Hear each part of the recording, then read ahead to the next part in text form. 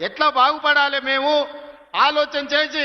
విద్యుత్తునే కాదు ఇరిగేషన్ ప్రాజెక్టులు కట్టాలని అందుకే కృష్ణా నది జలాలు మా పక్క నుంచి పోతుంటే చుక్క నీరు రాక ఎడారిగా కరువు ప్రాంతంగా ఉన్న కొడంగల్ను నారాయణపేట మక్తల్ని కృష్ణా నది జలాలతో తడపాలి అని మక్తల్ నారాయణపేట కొడంగల్ లిఫ్ట్ ఇరిగేషన్ ని ప్రారంభించుకోవడమే కాదు దాదాపు 5,000 కోట్ల రూపాయలతోటి ప్రతి ఎకరాలకు నీళ్లు ఇవ్వాలని మా మిత్రుడు శ్రీహరి గారి ప్రయత్నం వల్ల భూసేకరణ సంవత్సరాల కొద్దీ వాయిదాలు పడుతుంది 95% రైతులు స్వతంత్రంగా ముందుకొచ్చి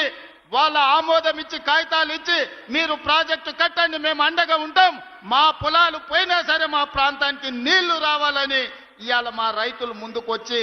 భూములు ఇచ్చిండ్రు రేపు మంత్రివర్గంలో ఆమోదం పొందితే 3 నెలల్లో ఉధృతంగా పనులు జరుగుతాయి 3 ఏళ్లలో కొడంగల్లో ఉండే ప్రతి మారుమూల ప్రాంతానికి కృష్ణానది జలాలను తీసుకొచ్చి ఈ భూములను తడిపి